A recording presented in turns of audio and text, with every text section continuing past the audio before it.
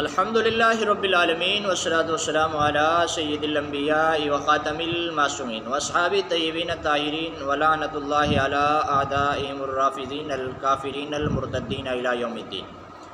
اما بعد فاعوذ باللہ من الشیطان اللعین الرجیم، بسم اللہ الرحمن الرحیم۔ ومن یبتغی غیر الاسلام دینا فلن یقبل منہ وہو فی الآخرۃ من الخاسرین۔ صدق اللہ العظیم۔ میرے واجب الاحترام گرامی قدر، فریق مخالف نرجسی مذہب سے تعلق رکھنے والے اکثر طور پر اور خصوص بالخصوص شیعہ ذاکر حسن اللہ یاری ایک فراڈ اور دھوکہ کر کے لوگوں کو گمراہ کرتا ہے اور اکثر طور پر اعتراض کرتا رہتا ہے، جس کی وجہ سے صحابہ کرام رضوان اللہ علیہم اجمعین پر تنقید کرنا ان کا مقصد ہوتا ہے۔ اور فریق مخالف کا وہ اعتراض جس کو واقعہ کرتاس کے نام سے یاد کیا جاتا ہے، اور اس کا کوئی نقشہ اس طرح کھینچتے ہیں کہ اللہ کے نبی علیہ الصلوۃ والسلام نے اپنے آخری وقت میں قلم کاغذ مانگا کہ میرے پاس قلم کاغذ لاؤ تاکہ میں کوئی وصیت لکھ لوں، اور ایسی وصیت لکھوں کہ جس کے بعد تم گمراہ نہ ہو جاؤ۔ تو کچھ لوگوں نے اللہ کے نبی علیہ الصلوۃ والسلام کو قلم کاغذ نہ دیا اور وصیت نہ لکھی گئی۔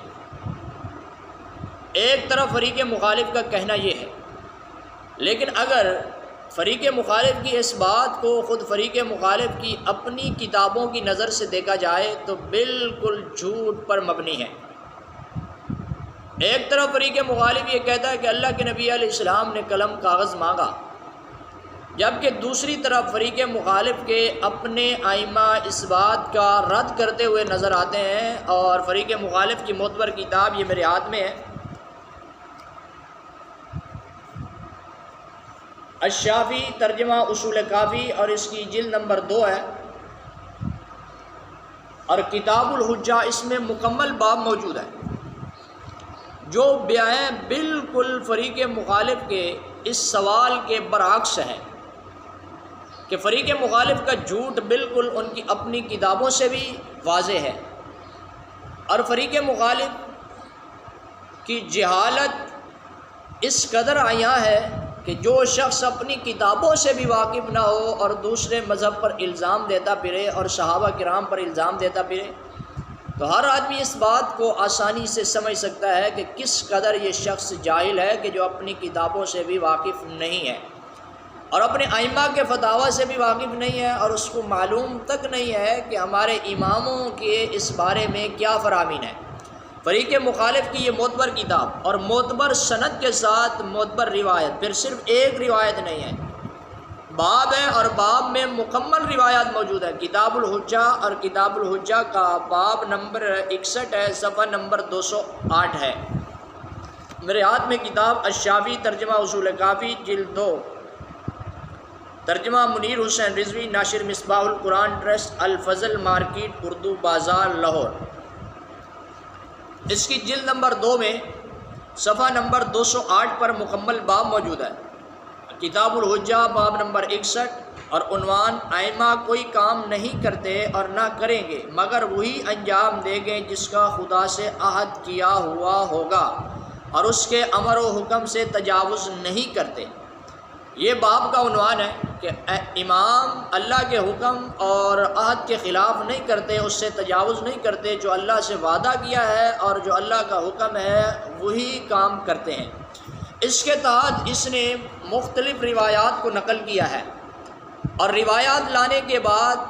ان روایات میں بتایا کہ اللہ کے نبی علیہ الصلوۃ والسلام کا جب آخری وقت تھا تو اللہ کے محبوب علیہ الصلوۃ والسلام نے اپنے پاس جبریل امین آئے، اور جبریل امین نے حکم دیا کہ اپنے ساتھ جتنے لوگ بیٹھے ہیں ان کو اٹھا دو سوائے حضرت علی اور حضرت فاطمہ کے۔ تو حضرت اللہ کے محبوب علیہ الصلوۃ والسلام نے تمام لوگوں کو اٹھا دیا، اور حضرت فاطمہ اور حضرت علی رضی اللہ عنہ بیٹھے رہے، اور حضرت فاطمہ پردے اور دروازے کے درمیان میں تھی اور حضرت علی موجود تھے۔ تو حضرت جبریل امین ایک وصیت لائے جو لکھی ہوئی تھی، ایک طرف فریق مخالف کہتا ہے کہ اللہ کے نبی لکھنا چاہتے تھے اور قلم کاغذ نہیں دیا گیا، جبکہ فریق مخالف کی کتاب کہتی ہے کہ جبریل امین آسمانوں سے وصیت لکھی ہوئی لائے تھے۔ اب اگر وہ سچ ہے تو یہ جھوٹ ہے، اور اگر یہ سچ ہے تو وہ جھوٹ ہے۔ فریق مخالف کا پروپیگنڈا اور فریق مخالف کے جھوٹے دعوے جن کی وجہ سے صحابہ کرام پر اعتراض کرنا چاہتا ہے۔ اور صرف یہ روایات مجروبی نہیں ہے، ملا باقر مجلسی 11ویں صدی ہجری کا مجتہد اپنی کتاب مرآت العقول میں لکھتا ہے کہ یہ روایت کتاب الوصیت سے نقل کی گئی ہے اور یہ معتبر ہے۔ اور اس بات کو بیان کر کے آگے روایت تحریر کرتا ہے کہ اللہ کے نبی علیہ السلام کے پاس حضرت جبریل امین اس وصیت کو لائے اور اس وصیت کے اوپر سونے کی مہریں لگی ہوئی تھیں، اور اس وصیت کے علاوہ اور کوئی لکھی ہوئی کتاب اللہ کے نبی علیہ السلام پر نہیں اتری کہ جو لکھی ہوئی کتاب ہو وہ صرف ایک یہ آخری وصیت تھی۔ ایک طرف فریق مخالف کا یہ کہنا ہے کہ وصیت آسمانوں سے لکھی ہوئی آئی اور اس وجہ سے اللہ کے محبوب علیہ السلام نے لوگوں کو اٹھا دیا کہ صرف حضرت علی کو وصیت کرنی تھی۔ دوسری طرف جھوٹا پروپیگنڈا کرتا ہے کہ صحابہ کرام نے قلم کاغذ نہ دیا۔ اب خود انسان فیصلہ کر سکتا ہے کہ جو شخص اپنی کتابوں سے بھی ناواقف ہو، جس کو اپنی کتابوں کا علم بھی نہ ہو اور معلوم نہ ہو کہ ہماری کتابوں میں کیا لکھا ہے، تو اس شخص کے مذہب اور اس شخص کے جھوٹا ہونے میں اور کیا چیز باقی رہ جاتی ہے۔ اس سے آگے روایت نمبر 4 ہے، روایت نمبر 1 ہے، روایت نمبر 2 ہے، روایت نمبر 4 ہے۔ ان ساری روایات میں اسی بات کو بیان کیا گیا ہے کہ اللہ رب العالمین نے وصیت لکھ کر بھیجی تھی اور وہ وصیت اس کے اوپر سونے کی مہریں لگی ہوئی تھیں اور حضرت جبریل امین لائے۔ آگے وصیت کیا تھی انشاءاللہ آئندہ موقع پر ہم اس کو بیان کریں گے، اور آج اس بات کو بیان کرنا مقصد تھا کہ فریق مخالف خصوص بالخصوص شیعہ ذاکر حسن اللہ یاری اپنی کتابوں کی صحیح روایات سے بھی ناواقف ہے۔ دعا ہے اللہ پاک ہم سب کو حق سمجھ کر عمل کی توفیق نصیب فرمائے۔ وآخر دعوانا ان الحمد للہ رب العالمین۔